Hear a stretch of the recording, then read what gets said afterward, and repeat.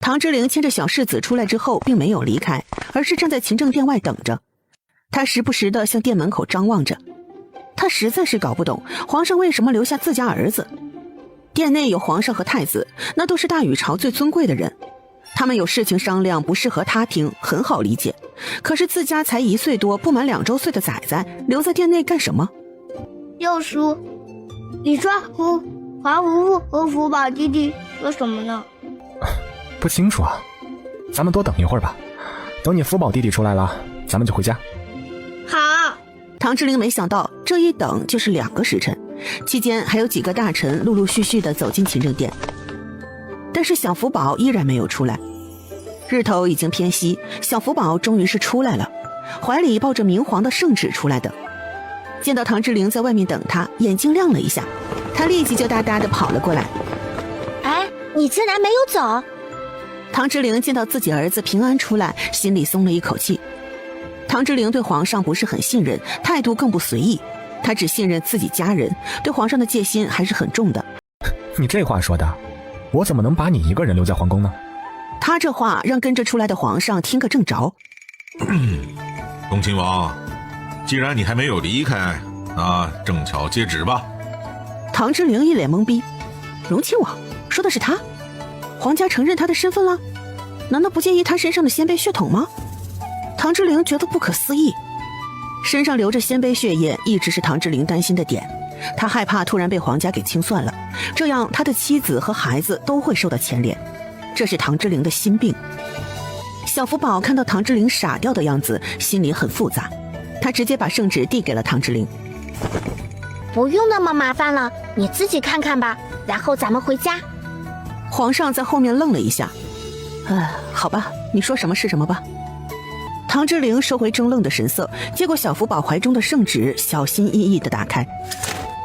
等看到上面的内容，突然眼睛瞪大，他真的被楚家承认了，名字改成楚敬陵，并被封为荣亲王，封地在洛州。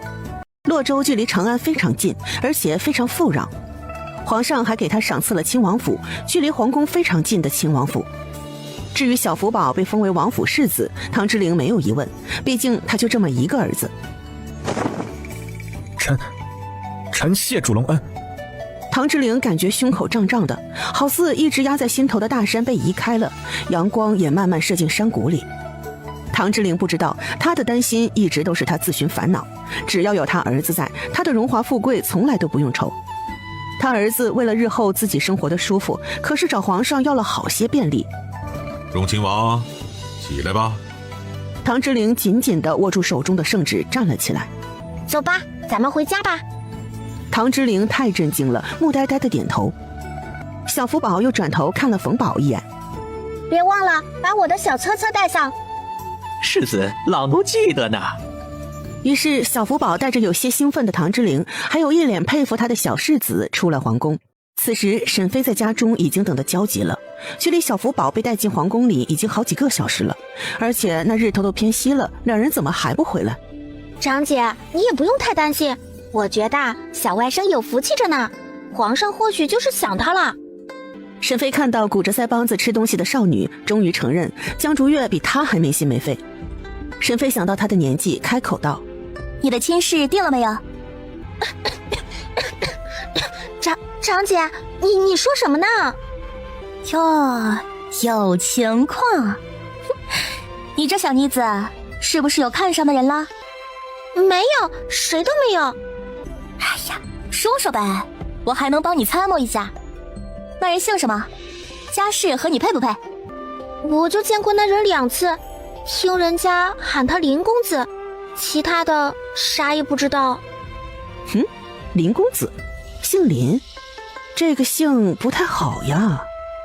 哦，那你是怎么和林公子认识的？你喜欢他？没有，我没有喜欢他，我就是觉得他满身的书生气，看着挺顺眼的，其他的什么都不知道。哦，你们见过几次？也没有几次啊，就是林公子的名头还挺大的，他是今年会试的第3名，我觉得他殿试的成绩会更好。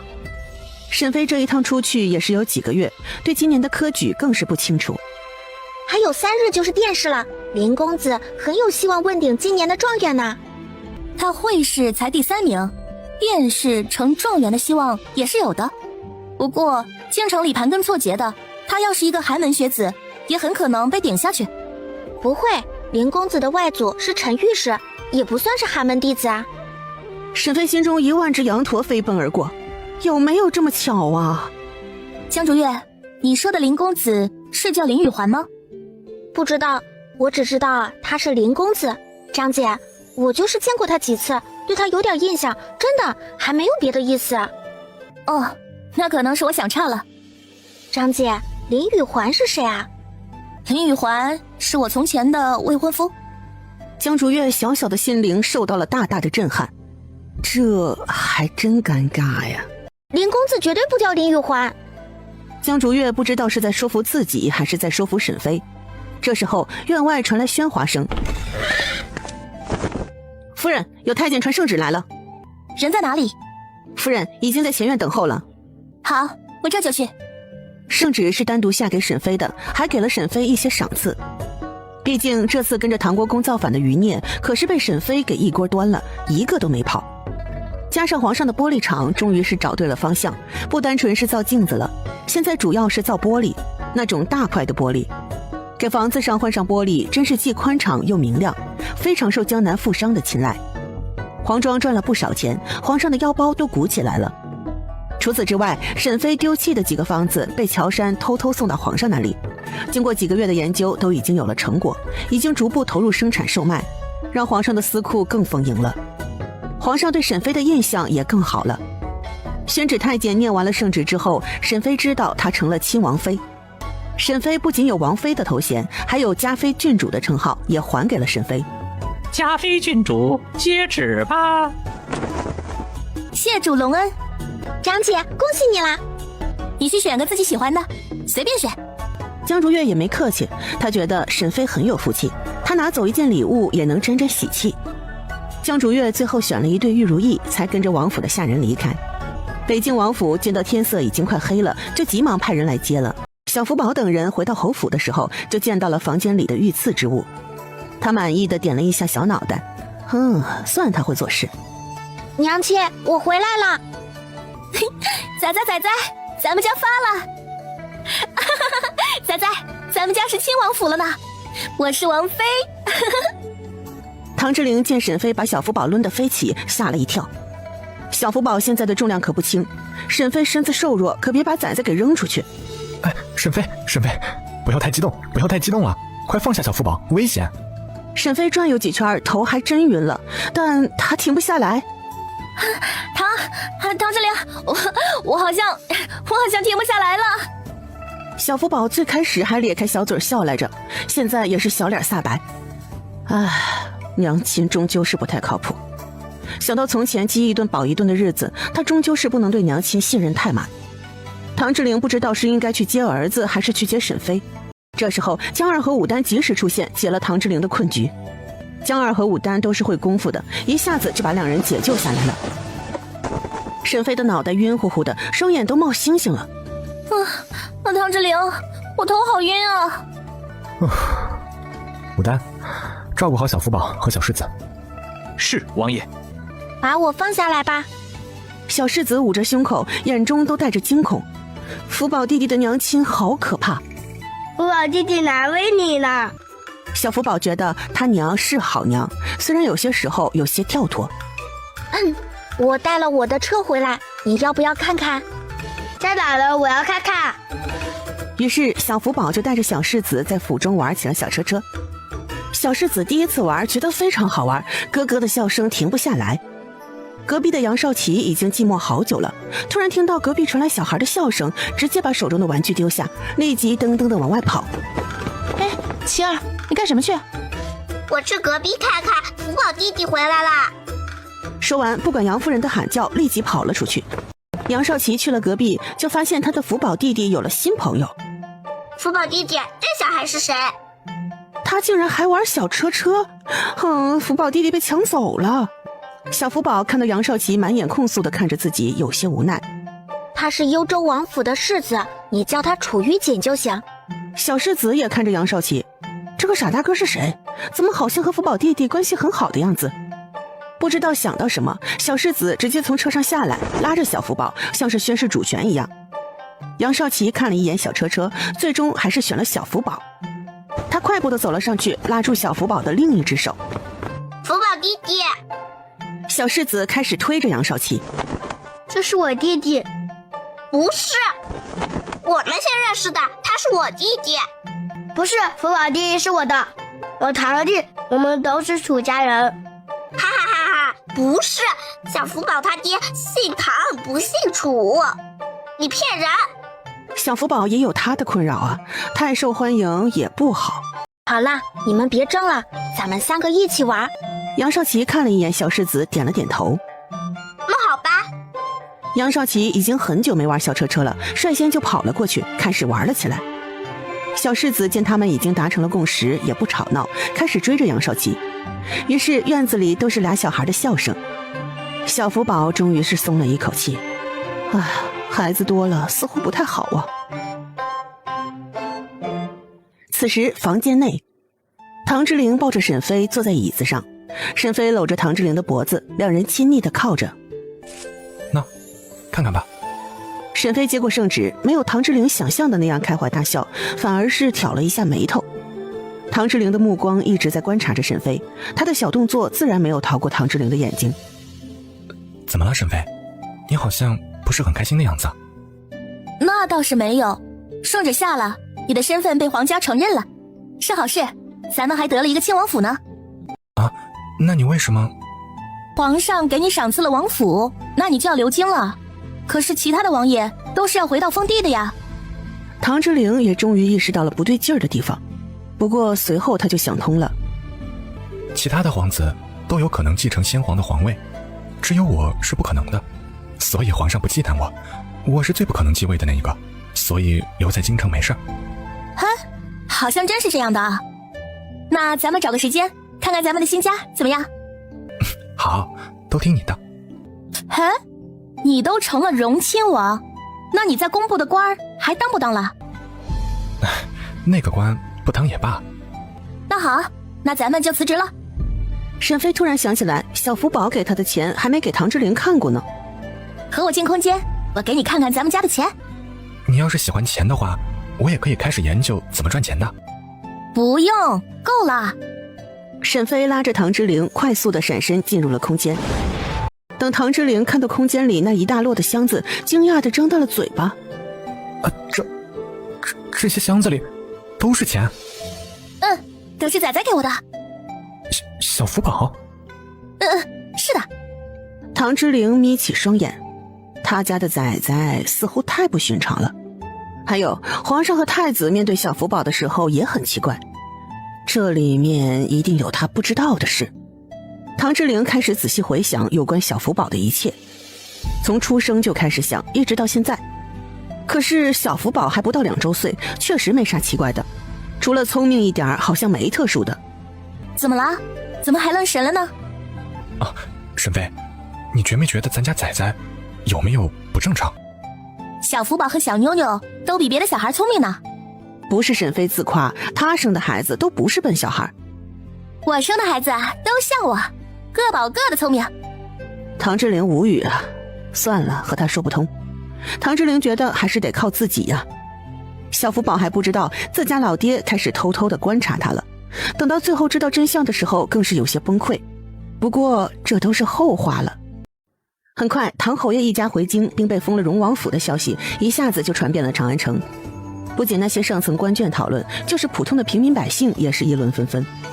主要是荣亲王的经历太过玄幻了，这日子过得比画本子都曲折，戏剧性十足。本是皇子，出生不被认可，被养在国公府，更是被大夫断言活不过20岁。长到18岁，不顾名声，非要娶个寡妇，还带着个孩子，也是叛逆得很。然后反转来了，寡妇的孩子是他的亲子，这妥妥的没成亲就有了首尾。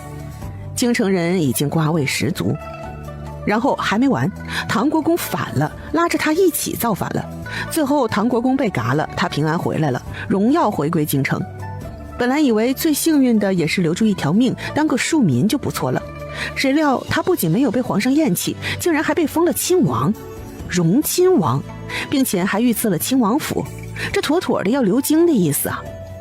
先帝的其他儿子可是没有这份殊荣，毕竟在爵位上，亲王可是正一品，封地的王爷可是从一品，要差一个级别的。唐之陵妥妥的就是人生逆袭的典范。本来好些人都在看好戏，觉得唐之陵这个侯爷的爵位是保不住了。爹，你听说了吧？唐之陵成了荣亲王。成儿啊，你以后在京城最好不要轻举妄动。唐之陵如今已经是今非昔比了。爹，皇上是怎么想的？唐之陵这个乱臣贼子都能放过，我看他真是糊涂了。慎言。爹，那是谁呀？那是你能随便背叛的吗？我看你是越活越回去了，去祠堂跪着。爹，我不去。萧红卓眯缝着双眼，看小儿子更加失望了，真是娘傻傻一窝呀。萧红卓想到在宫里失宠的大女儿，也是恨铁不成钢。这些孩子，但凡有人能继承他这份聪明，他们萧家也不会这么被动。萧红卓想起小福宝，心里就一阵烦闷。那小崽子怎么那么聪明？沈妃那妇人他已经调查过了，没有十分出彩的地方呀，人甚至还有些傻。他生的孩子怎么就不一样了呢？和萧红卓一样郁闷的人也不少，不管是和唐之陵不对付的人，还是看不上沈妃的人，他们对如今的结果都不满意。皇城、东宫，该死的，那女人怎么这么好命？娘娘，请息怒。太子回来了没？还没呢，小喜子一直守在外面呢。司妙兰对于沈妃失踪，太子不声不响地跑到了北地找人，就非常有意见。他觉得太子对沈妃的感情是不一样的，甚至为了沈妃都可以对小福宝另眼相看。那女人是个威胁，得想个办法。哎呦，娘娘，您才是太子心尖上的人呢。哼，心尖上的人吗？我看未必吧。这时候，小喜子急匆匆地跑了进来。娘娘，娘娘，太子回来了。走。司妙兰觉得她不能坐以待毙，她一定要抢在太子妃之前怀孕。太子刚回京城，加上皇上现在也有意培养她，所以她现在也是忽视后院女人好久了。今天回来的早，也终于是想起了他的妃子和侧妃。太子妃和侧妃这段时间怎么样？宫里都一切正常吧？长公公急忙把东宫的消息和太子禀报了一下，太子点了点头，没有大事就好。太子满意了，他的后宫和谐也是好事。太子妃这时候走了进来。表哥。太子见到太子妃也笑了出来，这人毕竟是他的表妹，也是从小一起长大的，情分还是有的。表妹看着人似乎是清闲了。妾身担心表哥在北地的安危，如今就好了，表哥回来了，我也就放心了。太子见过唐之陵和沈妃相处时的模样，也是羡慕那样的感情的。表妹是他的正妻，他或许也要给表妹更多的关心。从前他最常去的就是侧妃司妙兰的屋子，想到可爱的小福宝，他或许也到了当父亲的年纪吧。太子的手缓缓地揽住了太子妃的腰，然后拉着她往室内走去。太子妃的脸色羞红，她看了一眼外面的天色，还没有全黑，这时候就寝似乎是早了些。但是太子妃没有劝阻太子，她也想要个孩子。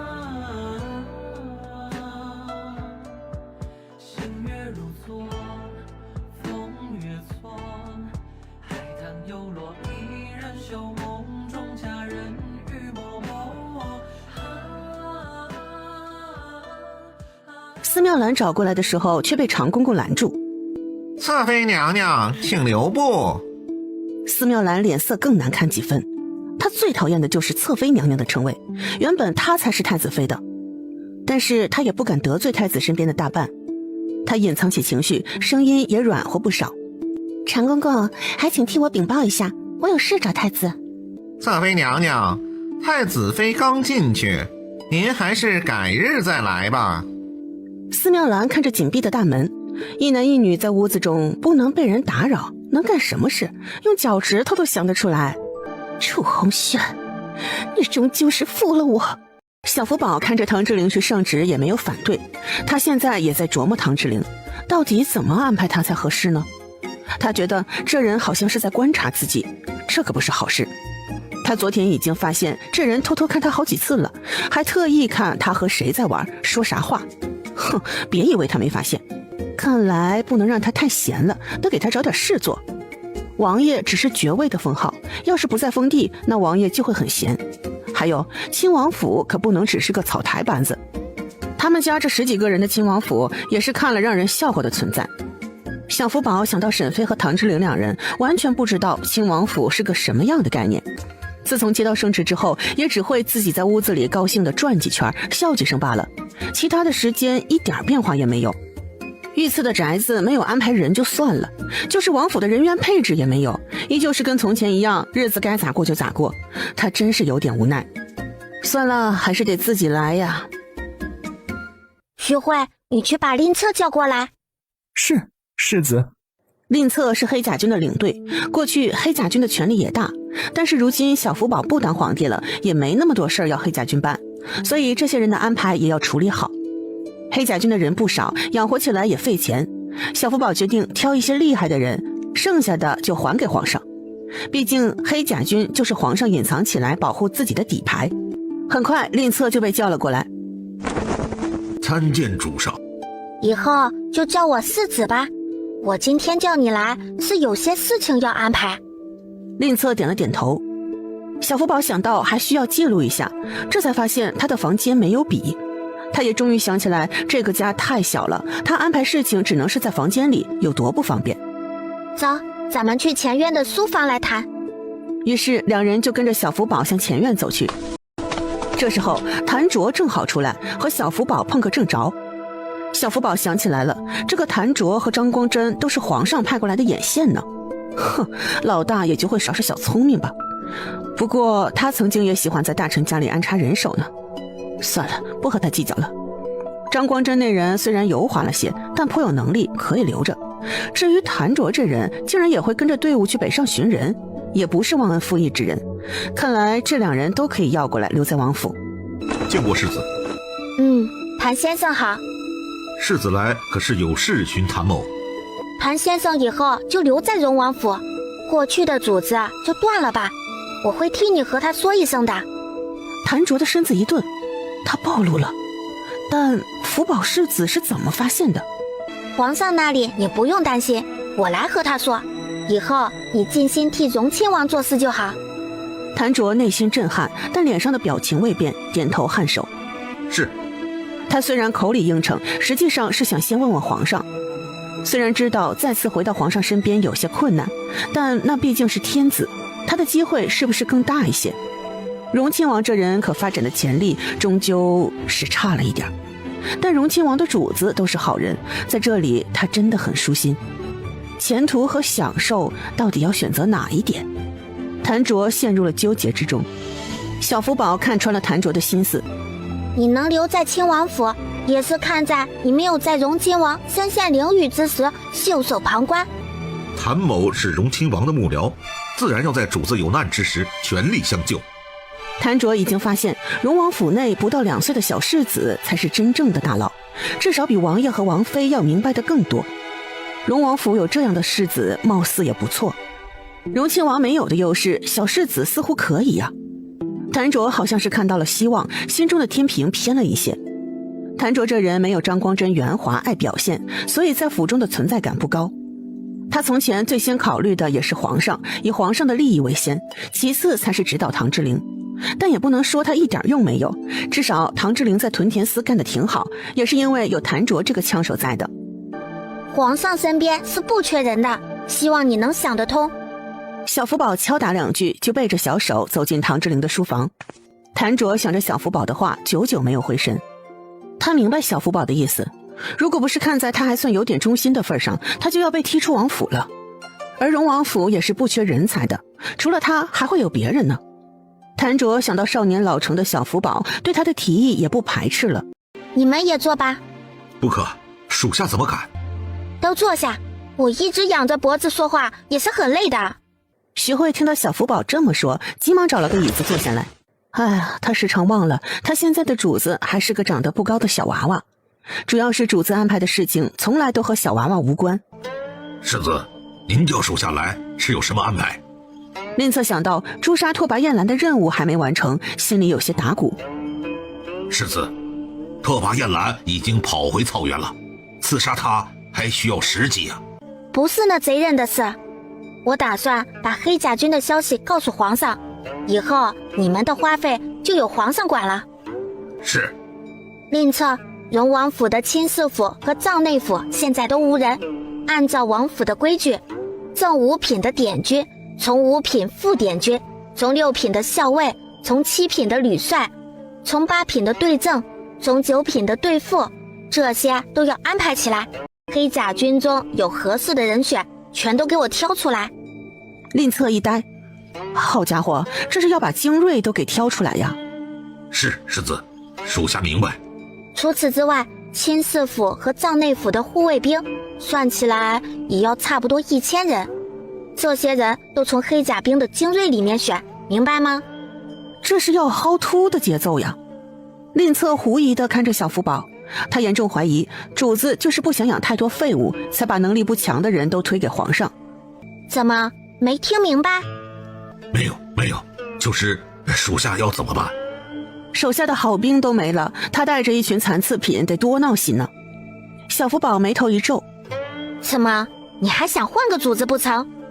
吝策明白过来，急忙摇头，没有，属下就跟着主子，主子去哪里，属下就去哪儿。小福宝这下满意了，他轻咳一声，也别把厉害的都挑走，留2个能力稍好的当黑甲军的首领。吝策一下子就明白那个稍的意思，那就是最厉害的全带走。是，世子。吝策离开之后，小福宝又看向徐慧。徐慧，亲王国的组织也要搭建起来，有关维护王府内的长史、司马、主簿等人员，我有些人选，你去派人再调查一下，这些人是否可靠。徐慧听到小福宝提的这些人最多是年轻一辈的人选，终于知道为什么还需要他重新调整了。小福宝选人也不是瞎选的，他也是根据这些人的家族背后的利益牵扯选的人手。那些和皇上后宫有牵扯的家族，还有世家背后偷偷支持，面上却是毫无瓜葛的人，小福宝都没有选。他选的人都是老牌家族，但是他在位期间没有重用的家族，身家背景都相对清白的人手。不过他并不能完全保证那些人没问题，所以还需要徐慧派人再偷偷摸一次底才能放心。于是2人在书房内，小福宝念名字或是家族，徐慧开始记录。2人也是忙活了1个多时辰，